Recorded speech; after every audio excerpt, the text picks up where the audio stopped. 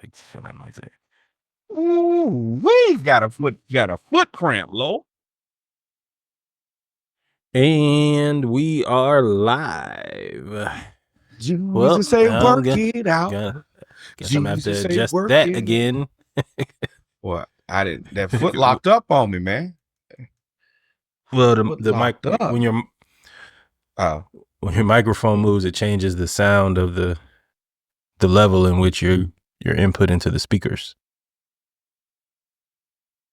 But we are live, ladies and gentlemen. We are live. Welcome, ladies and gentlemen, to episode 170 of the SplashCast, the pregame Monday Night Raw. How you feeling, my brother? I am dog tired. Full weekend. The aunties was in town. Family fellowship. Enjoyed it all. I'm feeling good though. I've been ready to pod. I've been ready to talk some sports. We have quite some serious situations going on across the board, which I find very interesting for the vast majority of our teams. I don't know how we're going to fix it. Yeah, I have one team I'm still holding on to. Maybe 1.5, 1.5 maybe. So, but y'all know what it is when it comes to Monday Night Raw. We do the pregame, followed by HBCU news around the culture. Then we do football or basketball, whichever one is in season. Make sure y'all come kick it with us. If you see me on my phone, I have my notes here. I have my notes here. Over on the other computer, we have the Instagram going on. We have the SplashCast 36 pack playing, sneak preview for you guys to come in with us. Come into the not playing right now. Because it'll no, I play it during the interludes. Yeah, that'll okay. We copyright. We ain't cool. We ain't cool with everybody yet. Woo. So if y'all see me on my phone, I'm also our chief marketing officer until we get one of those. I'm the producer. I'm the Norwood is the statistician. As you see, he has multiple screens on. We do it all over here, baby. So Georgia running backs coach Josh Crawford recruited Eric. Georgia is trying to raid Georgia Tech's. I see the whatchamacallit, the receiver already hit the transfer portal. Oh, for us? No, for Georgia Tech. Hit the portal yesterday. Oh yeah. Yesterday's price is not today's price, my brother. So, but yeah, man, we'll talk about it. We got a lot to talk about. As y'all see, I'm taking this picture. I'm trying to get everybody here. Make sure y'all like and subscribe and follow us on all of our social medias. I'm on Threads a lot. Norwood, what's up? G Code?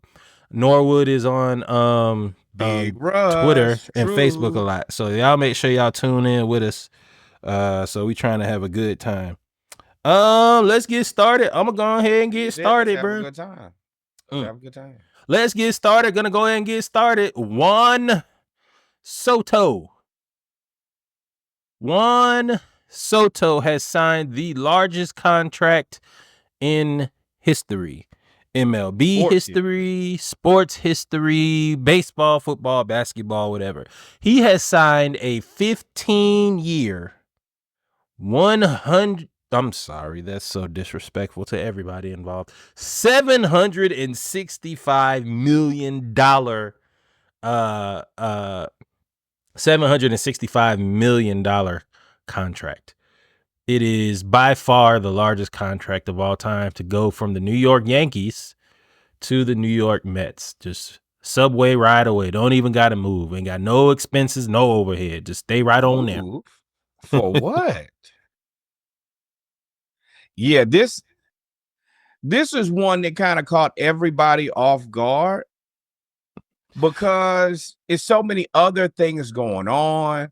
It's just, and then just to see the number $765 million over 15 years for Juan Soto to go to the New York Mets. For you people who are not fantastic with math, that is a whopping $51 million every year. Every year. Every year. Now, we've seen these 10-year contracts not work out almost every time. And Bob, almost every time. So you think he defers? That was my first question. Do you think he defers?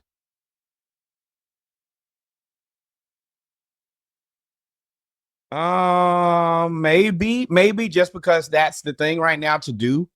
And he already had a pretty decent contract. So if I'm extraordinarily rich right now and I got enough money from my last contract, then I 100% will live off of that for the next, what y'all need, 10 to defer it? Then yeah, I'll do that.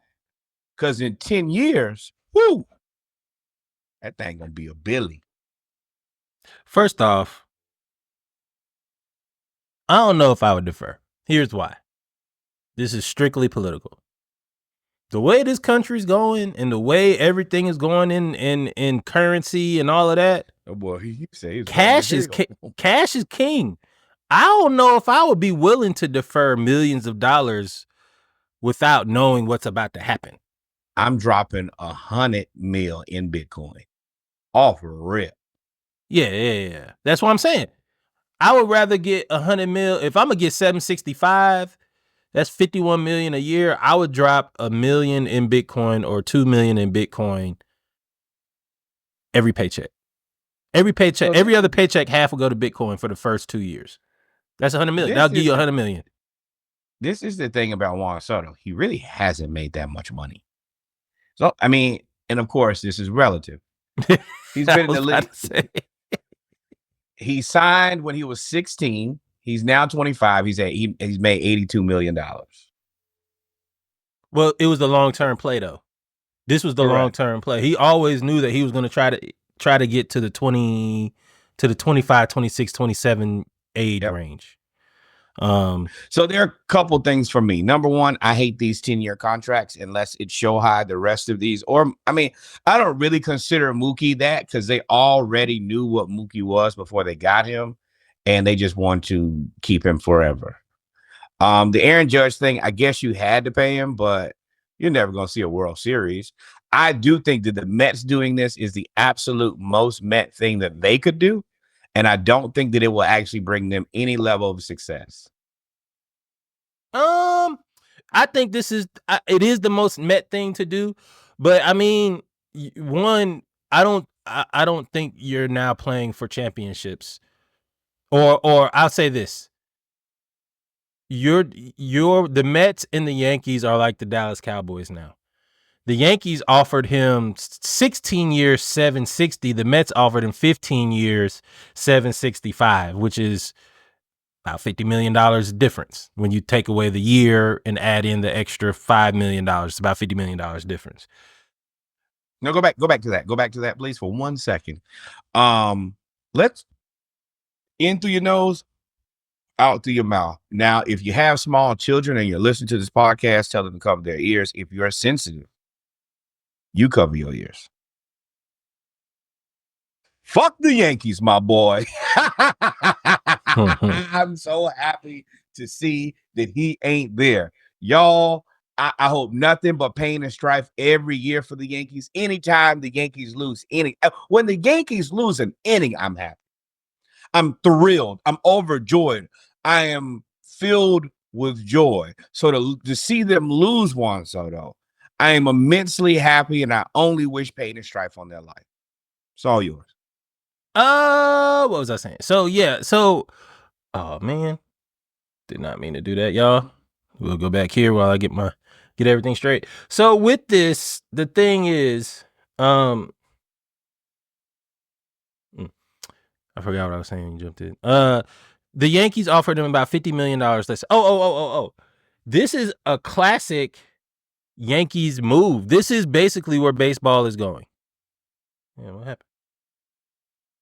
And, there you go. I mean, this is basically this is what I was saying. This is basically where baseball is going. If you remember, the Dodgers, and we'll go back to this graphic, the Dodgers have two of these people on this list. There's also another group of players. Just the Dodgers alone, I think, have $1 billion worth of with the signing of Shohei, have $1 billion starting lineup. This is what baseball deferred. This is what baseball ended up going to. This is with no salary cap. This was only a matter of time. With the Yankees proved that you could buy baseball in the 90s. In the 90s and 2000s, they proved it, and then the Dodgers just literally copied it last year. They literally copied it. So now the Mets just have to figure out how to, if they could do it. Now they can't because Pete Alonso, but this is what they're doing. So of course, fuck the Yankees, but I blame the Dodgers for this. So my thing is baseball too big to fail. This is another thing that It's like the banks, hasn't really been FDIC. just. Yeah, it's one of those situations where you defer all this money, but what about if you, for some reason, just don't recoup, and then you have this $1 billion that you owe? That is that. This is basically a bunch of loans that you've taken out against players. We also have lived through the housing bubble too, so we know that the loans is cool until you look like a fool. Then it's a problem. That's what I'm saying. I blame the Dodgers have $1 billion in deferred contracts. I think you just said that earlier when I was trying to get everything straight. $680 million to Shohei, and then Freddie Freeman is on. Boy, Braves, you look stupid cheap. Freddie Freeman is in the middle of the lineup in terms of money deferred and pretty much money paid. And I mean, you're now going to win world unless the Braves are going to pay Ronnie, which I don't know that they're going to do. You have to pay. You're going to have to pay this amount of money. This is it. Well, this is the thing. Even the Freddie thing isn't the Braves' fault. It's not Freddie's fault. It's technically Freddie's fault because he put that man in charge, and that man didn't reach back out to the Braves and get the deal done. So I'm never going to blame the Braves for that because that was a miscommunication. Through his representation. And if you have the wrong representation, as we know, things don't go your way. Now, the one thing that I did see on the internet, and you kind of alluded to it already, is he's not the best outfielder in his division. Not fielder. Juan Soto's not better than Ronald Acuna. Let's just keep it batting wise. I would think it's close. Well, okay, batting is close. The fielding is better. The base stealing is better. They didn't get him for that. They got Francisco Lindor for all of that. They got Juan Soto hit to replace Pete Alonso. He ain't gonna hit that many home runs. How many more home runs he's not gonna hit that many more home runs than Ronald Acuna. I don't think so. Than Ronald Acuna. No, depends. That's what I'm saying. It depends on the lineup. I don't think they're done. I don't think this is the one move because you got to figure out what you're gonna do with Pete Alonso. You'd have to pay Pete Alonso at least $500 million to keep him, and he's walking. Do it. But what they're trying to do is make it to where like the Dodgers. Right. Let me see you do it. The Dodgers. You can't pitch around anybody. You can't pitch around anybody on that team. Now, the thing I do disagree.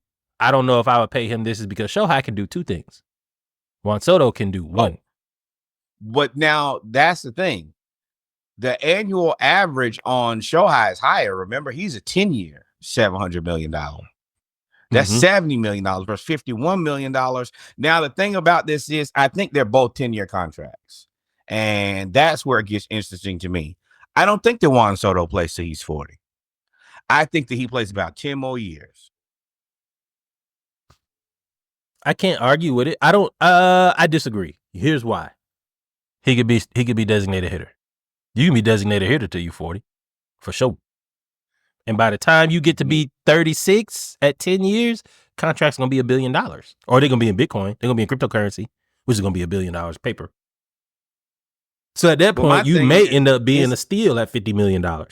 Just like we're gonna talk about Tank Davis, though. If I'd have made $650 million. Oh, well, we're not. I left that off, but he's retiring in 2025. I believe that it's tough to go. Yep, that's the reason I didn't put it on there. Thank you for reminding me. But I think once you hit like that mid-30s, do I want to go to 162 baseball games a year? I don't think I want to. I think I want to take my money and spend time with my family now because I'm rich. 35 or 40, if you take care of your body either way and nothing, unforeseen happens, you're going to be rich. I just don't want to go to work anymore. I might not want to get up every day. Baseball is a lot of games, a ton of games, the most games. I don't want to do that every day. Might not. And especially for this Mets team that, let's be real, it's going to get miserable over there soon. They spent a bunch of money and it was untenable this year.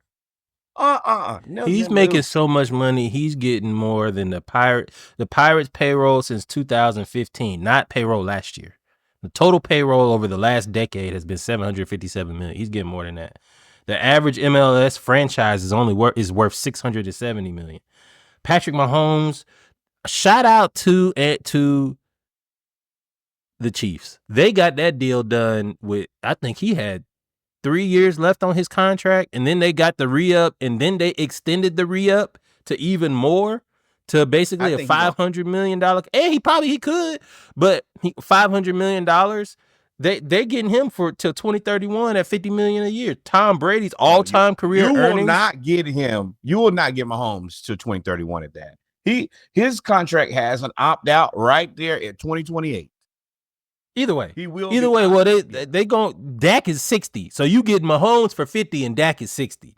Tiger Woods' career PGA earnings, I don't think that's right. Well, yeah. So all of that is 154. So he's making more base than we said. It's the biggest contract in sports history, but I want you guys. We put this up here because we really wanted y'all to understand how much money he's making compared to everything else. And how stupid the Mets are committing to this, and we're going to watch them not win a championship. Yeah. Oh, yeah, that's right. Robert Kraft bought the Patriots for $172 million back in the day. Talk about investment. That might be Bitcoin return worthy for him.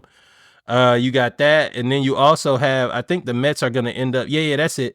The Mets will be paying till 2035 Bobby Bonilla and Juan Soto. They will be paying them till 2039 for Juan. You idiots. Assuming that he doesn't defer. And this is the thing. We do Bobby Bonilla Day every year. And every year you look stupid. So instead of getting out of there, you doubling down on dumb. Shout out to it. We love when people double down. Hey, you're going to keep us with plenty of pod material. Plenty of ways to laugh at you, because we definitely going to laugh, Shorty. Point and laugh. Point and laugh. And then, while Reggie fixed the mic, Darren. Yeah, there we go. 765 million. I should have learned how to hit a ball instead of hit the hole. Pause if applicable, but he is right. You risking your life.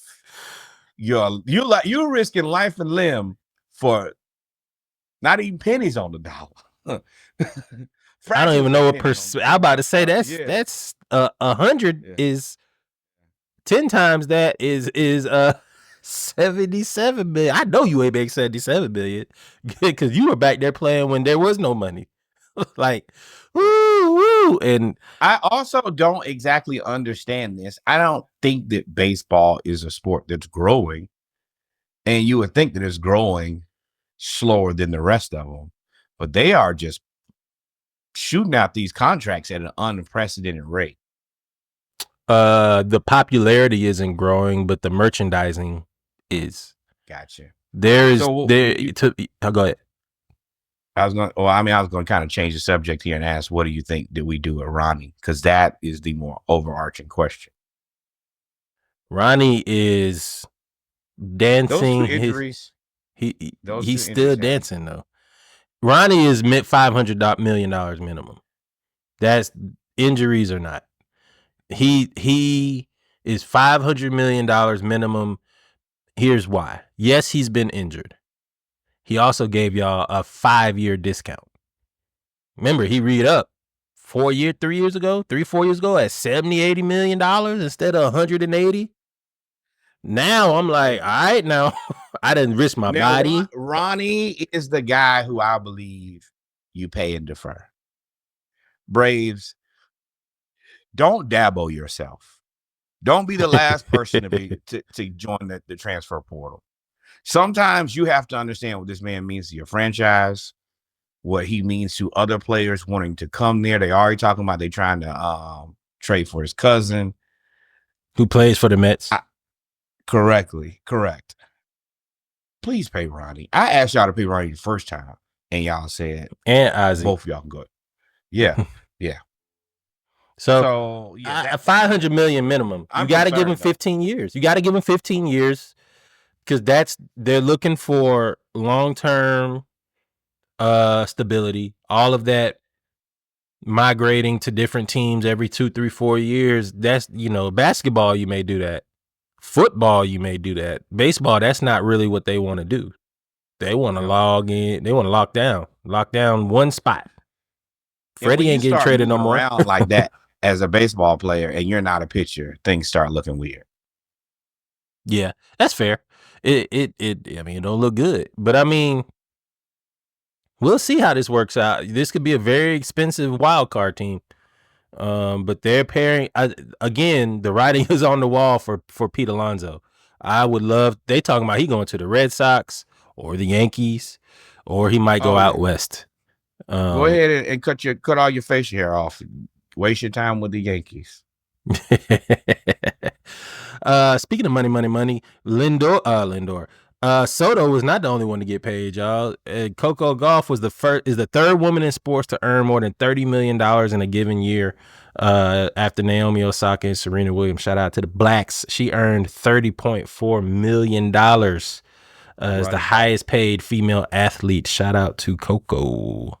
This still $34 million. $34 million. I think that was just on tour. Ooh, it does work. That is super loud. Sorry, y'all. Shout out to now what I don't know is if this is on tour or this is include endorsements. 100%. And I'm pretty sure that's an AP on her wrist right there. Oh yeah. So it's including endorsements, but she got $30 million. Shout out to our executive producer. If y'all can hear her. Now, happy birthday. Yeah, shout out. Made it too. And they are here and they are terrible. Let me tell y'all. But so if you have a house full of 2 to 6 year olds, it is y'all. You need liquor and coffee. Speaking of money, so shout out to Coco Gauff. I expect her to take the next step in her career. The next group. I'm number one. I get paid more than the rest of y'all. No, not money wise. I just meant she's talented. She's really good. Yeah. She's only 20. I think people forget that she's only 20 years old. So could you imagine $34 million at 20 years old? I would have 34 children. Could you imagine $765 million at 26 years old? That's way more problematic. No. I'm buying everything I want. I probably honestly, because Cribs was out back then. Let's talk about it. We here now. Cribs, we gonna get off on a tangent a little bit. Cribs was out back then when we were 26, 25, 24, 23 years old, 20 to 25. I'm gonna do what the Virgin Mobile dude did. I'm gonna buy an island and say this is me. For sure. Can't nobody come here but me. This is my island. Oh, you see, Jay Prince bought him one. I'm buying an island and I'm buying something, and I'm buying so many of them that none of y'all can have any. I want something that I got them all. Every single one of them. You want them all? Yes. What you got? Oh, nobody Bitcoin. Bitcoin. That's how Bitcoin was. Somebody created Bitcoin and he was like, I got it all. I'm gonna sell it to y'all. And once he said, whoever it is, I don't think it's a he, I think it's a group of people, said it was finite, people started buying it. Same thing. You know who that is? That mystery man, Satoshi. And everybody claims to have known and talked to him, including Scottie Pippen. Tangent. I met him. Everybody was like, you met Satoshi, huh? All right, Scotty. That's the first thing that comes up. Scottie Pippen, Satoshi Nakamoto came to me in a dream last night and handed me Santa's list. I saw Bitcoin next to Gates and Bezos. History is being written. Hey, Scott, We not gonna call you Scotty for this. It's a ayahuasca. What Kendrick say you need? Ayahuasca. Yeah, you was out. You need some of that, brother. Cleanse yourself, because whatever is in you got that Jeffrey Jordan party pack in your system, brother.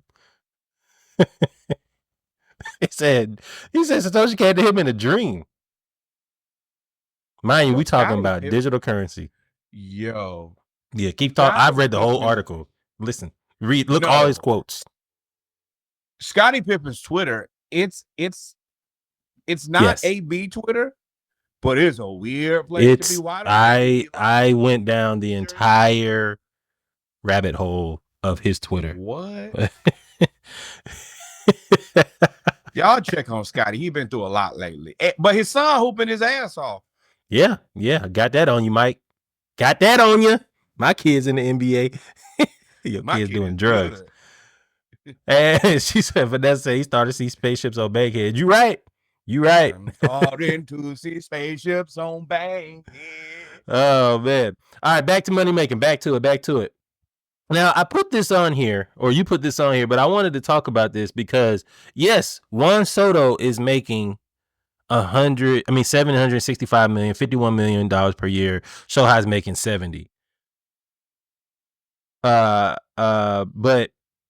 Lewis Hamilton signed his last race with Mercedes ended this past weekend. His last F1 race. Congratulations. Sir Lewis Hamilton. Sir Lewis Hamilton. Put that on there. Sir Lewis Hamilton. It was a great race, he got a standing ovation. Everybody loved him. Everybody gave him hugs. It was a big thing. He was supposed to be and was the face of Mercedes and F1 racing for the past, decade? Right? Yeah. Yes, correct. So the thing is, he signed with Ferrari. And his deal with base money, endorsements, and sponsorships, along with the fact that he gets to stay in Enzo Ferrari's house, makes his contract total worth. This is just sponsorships that they're giving him with Ferrari and everything, makes his total contract worth over $100 million a year because he has very little overhead. $100+ million a year to be with Ferrari. So he's waving and giving you the thumbs up, but I'm about to go get my $1 billion that's over here. And this is the same house that Michael Schumacher stayed in, F1 legend. And Schumacher was the last person to have the house. Boy, now, shout out to Black Excellence. Let's make sure we cover that first. This is a black man covered in tattoos kicking ass. This is what your parents said would never happen. Only thing I don't like about him, he said he ain't like gumbo. I'm like, boy, you French. It's all right. Or British. You like beans on toast. We don't listen to you.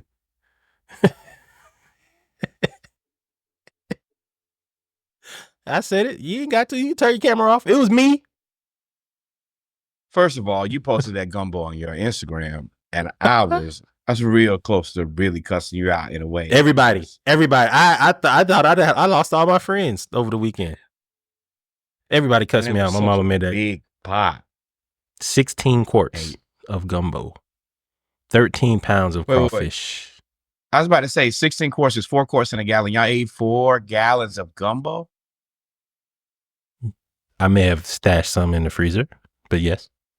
I didn't eat it all. Everybody ate it. Everybody. It was my sister's graduation party, so it was a bunch of people there. Shout out to LO. And I will go in the freezer. Yeah, but overall, this is unbelievable. I'm happy for him. And I hope that, Mercedes-Benz great, but Ferrari is the biggest of dogs. I think that he wins for a F1 lot more. Yeah. And I'm excited about this, and we're going to report about this every week. So if you don't like it, you're a hater, and we don't care. Yep. So then you have, let's see, we're getting past Ferrari. Oh, let's go to, hey, man, more applause. Rafael Nadal wraps up his 23-year career. 22 time Grand Slam champion. You would probably say he's the number 3 all-time ranked, 2 or 3 all-time ranked tennis player behind Federer and Djokovic. If I believe so, I think he's number 2 right now. I think the Joker is trying to catch him. 22, like I said, 22 time Grand Slam champion, all time great. He lost his last match of his career, and he was eliminated in the Netherlands in the quarterfinals. Again, greatest tennis rival was Roger Federer. Shout out to you. Okay, going to be the Bulls. Going to be Luke Longley, Judd Bushler. Elon, that's Elon. Bulls Elon. Scottie Pippen. Hey, somebody check on him, bro. He tracked it. I don't know what that was. But yeah, shout out to Nadal, man. Congratulations, fantastic career. We continue to see our tennis legends. This is the changing of the guard.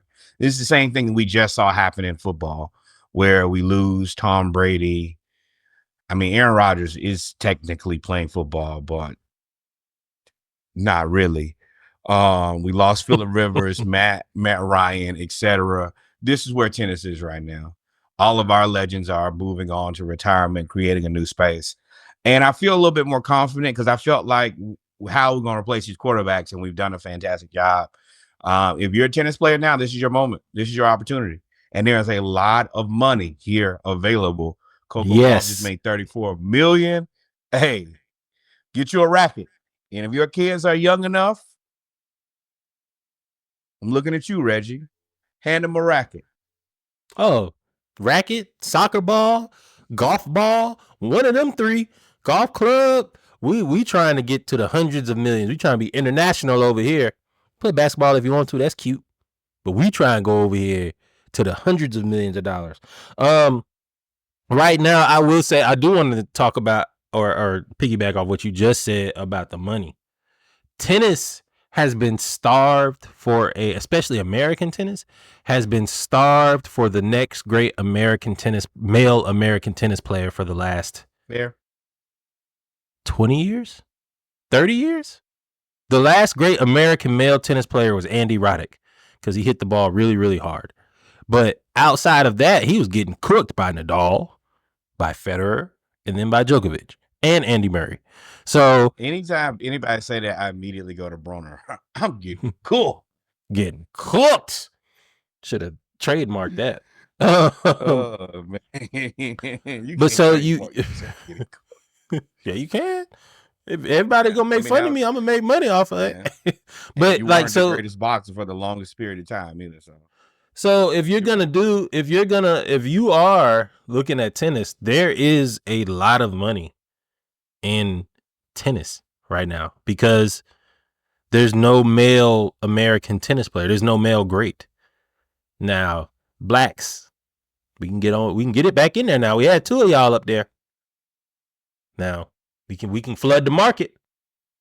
We can flood the market. Yeah. Just throwing that out there. And the girls are doing it because it's Coco, and I can't remember the Sloane Stevenson, and there's one more. But the black girls are playing tennis. Oh, they're really young. Yeah, the 17-year-old. She's really good. Yeah. She's just young. Yeah. Well, they've got a pipeline though. So they've got somebody that showed them. You got Venus and Serena. That's why Daddy Williams, I can't remember his first name. Venus Serena's dad.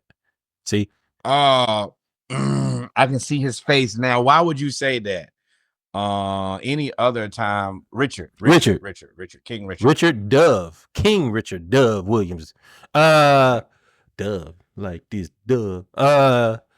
He basically set out the path. He created black women's tennis, or at least created I ain't gonna say created it because that'd be a disservice to all of the other black women's. But he created the path and map to get to where you want to go, and they're following it. So thank you, Nessa. So shout out to him, and I think the men just need that one black guy to break through and come back, or 2 or 3 to break through and come back. And all of y'all can't play in the NBA. I don't know if y'all know that. Because we're going to get to that in basketball. There's a dude from France over there that is basically eliminating anybody under 6'10" to play basketball in the next 20 years. I've been telling y'all 6'3"ers. Quarterback. Pick up a tennis racket. No. Soccer ball. Pick up a tennis racket. Soccer ball? You play soccer. Yeah. Pick up something else. Basically. Aaron Judge did it. Aaron Judge went play. Hey. He said, I'm 6'8", but I'm going to play baseball.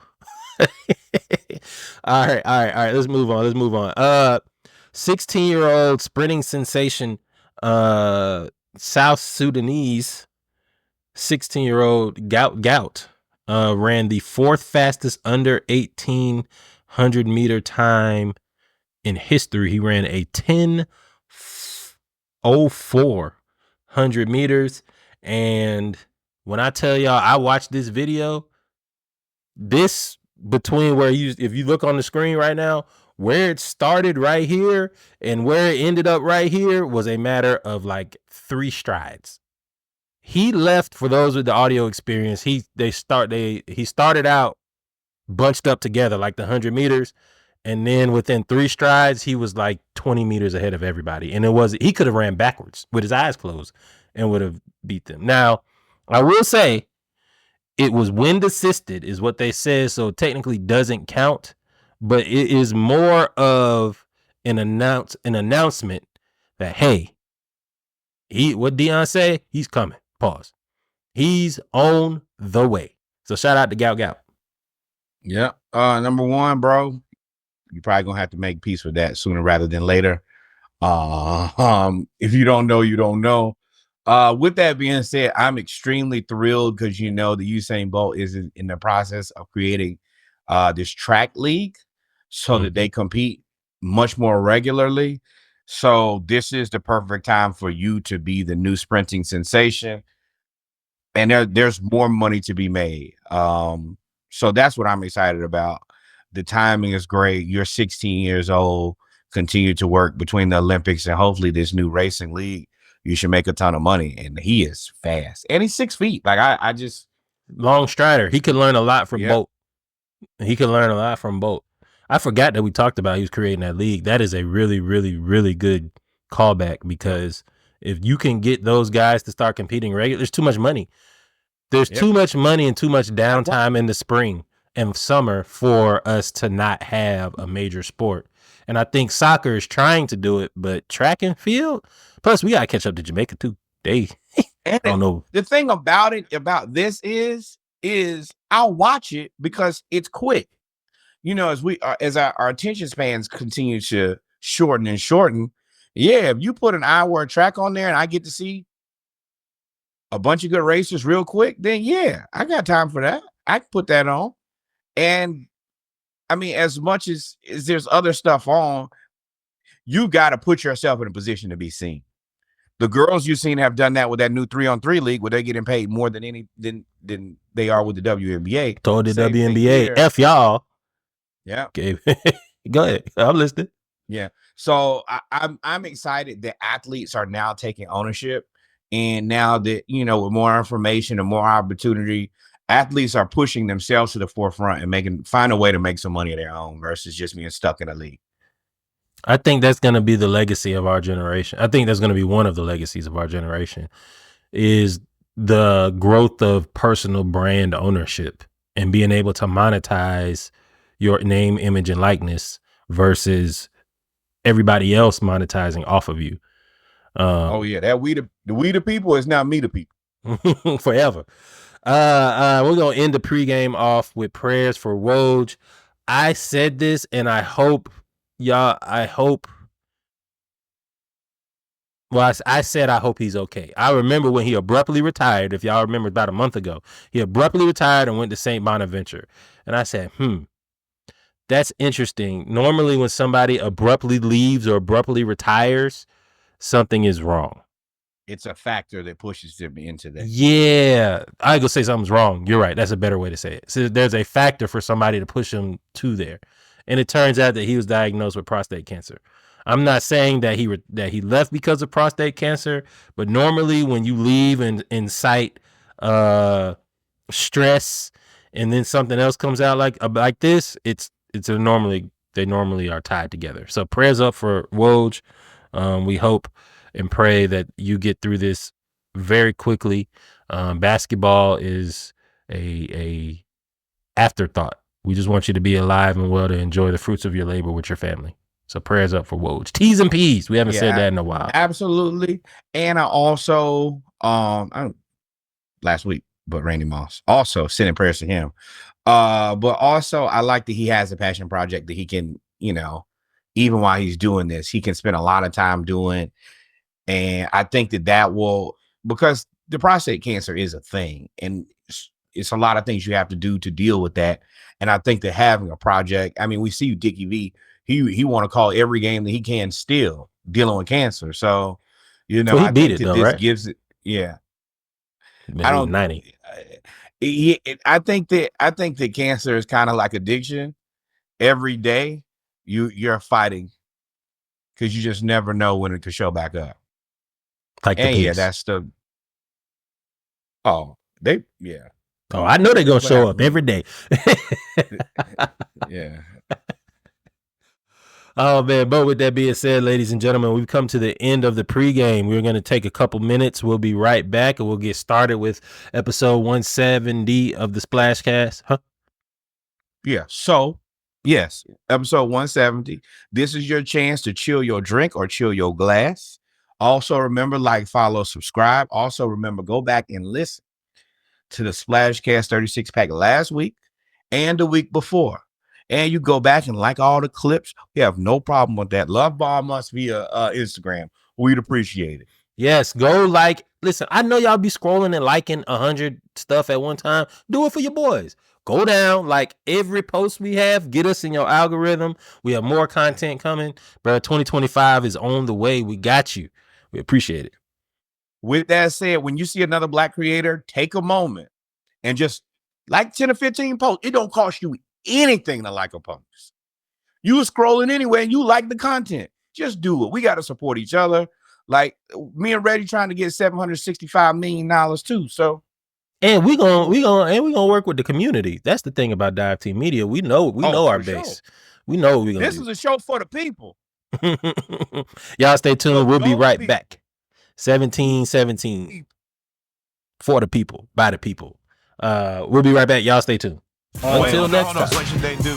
Like, follow, subscribe. Thank you, my friend. Be here for it.